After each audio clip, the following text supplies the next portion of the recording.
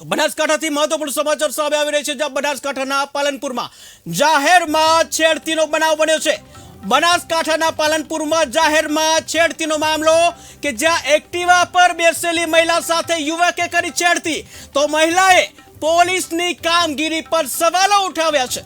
તો ઘટના છે બનાસકાંઠાના પાલનપુરની, કે જ્યાં મહિલા પણ સુરક્ષિત નથી। મહત્વપૂર્ણ સમાચાર સામે રહી છે કે જ્યાં બનાસકાંઠાના પાલનપુરમાં જાહેરમાં છેડતીનો બનાવ બનવા પામ્યો છે, જ્યાં એક્ટિવા પર બેસેલી મહિલા સાથે યુવકે છેડતી કરી છે, તો મહિલાએ પોલીસની કામગીરી પર સવાલ ઉઠાવ્યા છે કે જ્યાં એક બાજુ બેટી પઢાઓ ના જે નારા લાગે છે ત્યારે મહિલા સુરક્ષિત છે એવા બધા પોકારો ફૂંકવામાં આવે છે, ત્યારે બીજી બાજુ આવી રીતે ગુજરાતમાં સરજાહેર જે ધોળા દિવસે આવી છેડતીની ઘટના બને છે, ત્યારે પોલીસની કાર્યવાહી ઉપર પણ ક્યાંક પ્રશ્ન ઉઠી રહ્યા છે કે આ ગાંધીનું ગુજરાત ક્યાંક યુપી અને બિહાર જેવે ક્રિમિનલ જે ના બની જાય, કે જ્યાં યુપીમાં જે બનાવ બને છે એવા બનાવો જે હવે ગુજરાતમાં પણ બનવા પામે છે। સરજાહેર ધોળા દિવસે મહિલાઓની છેડતીના કિસ્સાઓ સામે આવી રહ્યા છે કે જ્યાં ગુજરાત એ સુરક્ષિત અને શાંતિવાળું રાજ્ય કહેવામાં આવી રહ્યું છે,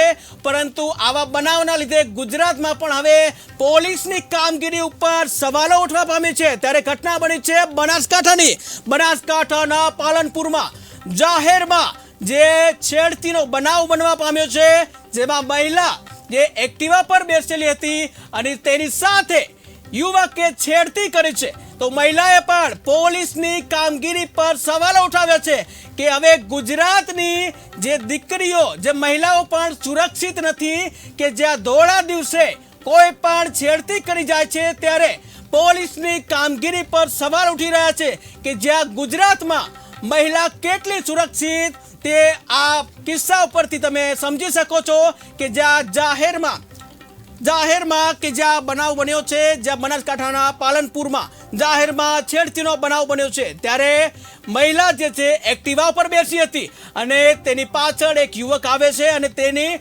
છેડતી કરી છે, ત્યારે મહિલાએ પોલીસની કામગીરી પર પણ સવાલો ઉઠાવ્યા છે।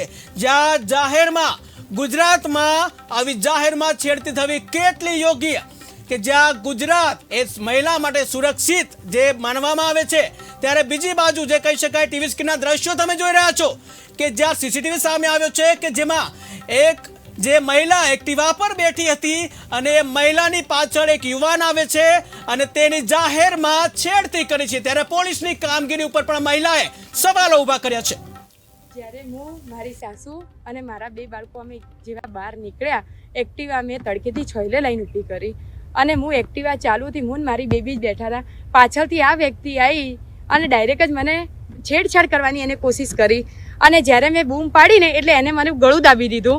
ગળું દાબી અને મેં ઘણી કોશિશ કરી એના જોડે બહાર નીકળે, ના નીકળી શકી। હું મારી છોકરીએ બૂમ પાડી ત્યારે લોકો આ ભેગા થયા, જ્યારે એક્ટિવા બહાર હું ભોય પડી ગઈ, હું બહાર નીકળી પણ તો બી એને મને ના નીકળવા દે, એના માણસો એને લઈને નીકળી ગયા અને પાછળથી પાછી ધમકી આલી કે અમે જોઈ લઈશું તમને।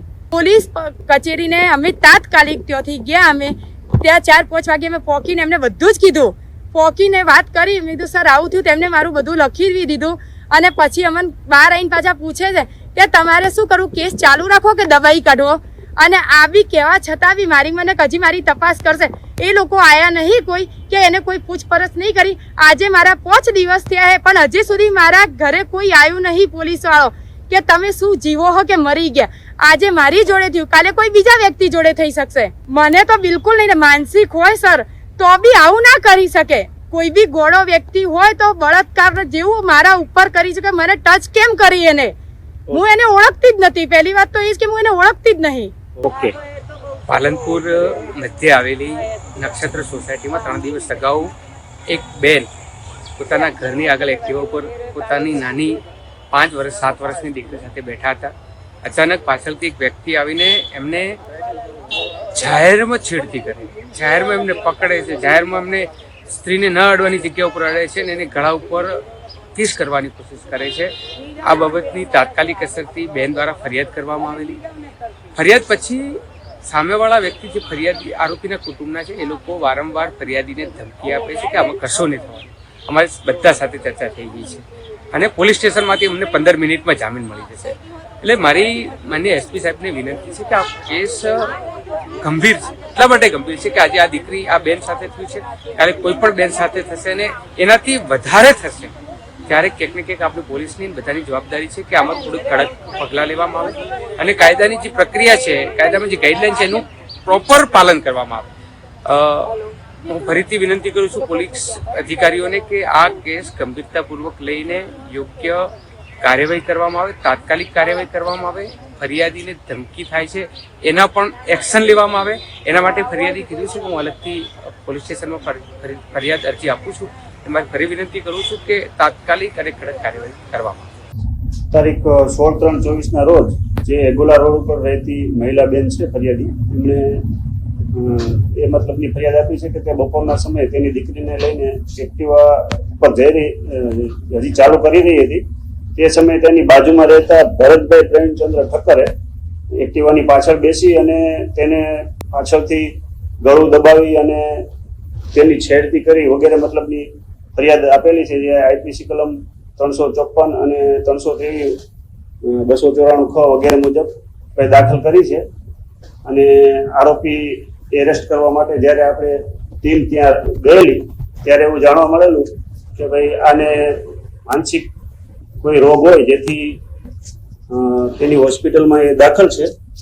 અને જો આ ભયજનક વ્યક્તિ પાગલ જો આવું કૃત્ય કરી અને સમાજમાં થોડો એને હિસાબે ભય રહેતો હોય તો પછી તેને આપણે કોર્ટને એવો રિપોર્ટ કરીશું કે ભાઈ આને પાગલખાનામાં મૂકી આપવો જોઈએ.